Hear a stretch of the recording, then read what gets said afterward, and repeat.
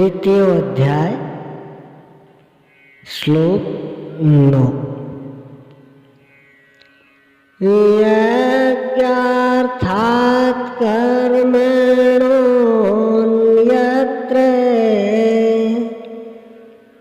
लोकोऽयं कर्म बन्धनः तदर्थं कर्म कौन्तेय मुक्त संगः समाचरे। अर्जुन, यज्ञ की प्रक्रिया ही कर्म है।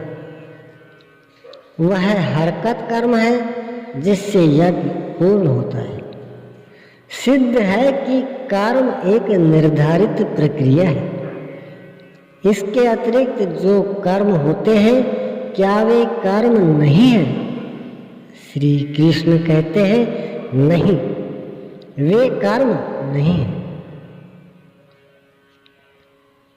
अन्यत्र लोको यम कर्म बंधन है। इस यज्ञ की प्रक्रिया के अतिरिक्त दुनिया में जो कुछ भी किया जाता है, सारा जगत जिसमें रात दिन व्यस्त है, वह इसी लोक का एक बंधन है, न कि कर्म। कर्म तो मोक्ष से शुभात अशुभ अर्थात संसार बंधन से छुटकारा दिलाने वाला है। मात्र यज्ञ की प्रक्रिया ही कर्म है। वह हरकत कर्म है जिससे यज्ञ पूरा होता है। अतः अर्जुन, उस यज्ञ की पूर्ति के लिए संग दोष से अलग रहकर भली प्रकार कर्म का आचरण कर। संग दोष से अलग हुए बिना यह कर्म होता ही नहीं। अब हम समझ गए कि यज्ञ की प्रक्रिया ही कर्म है, किंतु यहाँ पुनः एक नवीन प्रश्न उत्पन्न हो गया कि वह यज्ञ क्या है जिसे किया जाए। इसके लिए पहले यज्ञ को न बताकर श्री कृष्ण बताते हैं कि यज्ञ आया कहाँ से, वह देता क्या है, उसकी विशेषताओं पर प्रकाश डाला और चौथे अध्याय में जाकर स्पष्ट किया कि यज्ञ क्या है जिससे हम कार्य रूप दे और हमसे कर्म होने लगे। योगेश्वर श्री कृष्ण की शैली से स्पष्ट है कि जिस वस्तु का चित्रण करना है वे पहले उसकी विशेषताओं का चित्रण करते हैं जिससे श्रद्धा जागृत हो।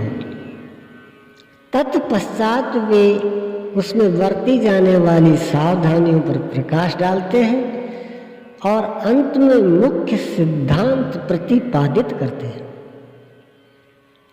स्मरण रहे कि यहाँ पर श्री कृष्ण ने कर्म के दूसरे अंग पर प्रकाश डाला कि कर्म एक निर्धारित क्रिया है। जो कुछ किया जाता है वह कर्म नहीं है।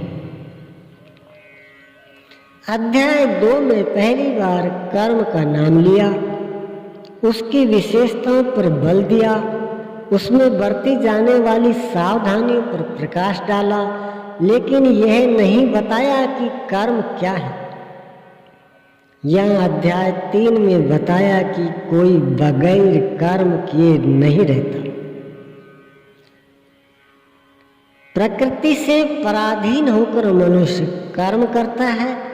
इसके बावजूद भी जो लोग इंद्रियों को हठ से रोककर मन से विषयों का चिंतन करते हैं वे दंभी हैं, दंभ का आचरण करने वाले हैं। इसलिए अर्जुन, मन से इंद्रियों को समेट कर तू कर्म कर, किंतु प्रश्न ज्यों का त्यों है कि कौन सा कर्म करे। इस पर योगेश्वर श्री कृष्ण ने कहा, अर्जुन, तू निर्धारित किए हुए कर्म को कर। अब प्रश्न उठता है कि निर्धारित कर्म क्या है जिसे हम करें। तब बताया कि यज्ञ को कार्य रूप देना कर्म है। अब प्रश्न उठता है कि वह यज्ञ क्या है।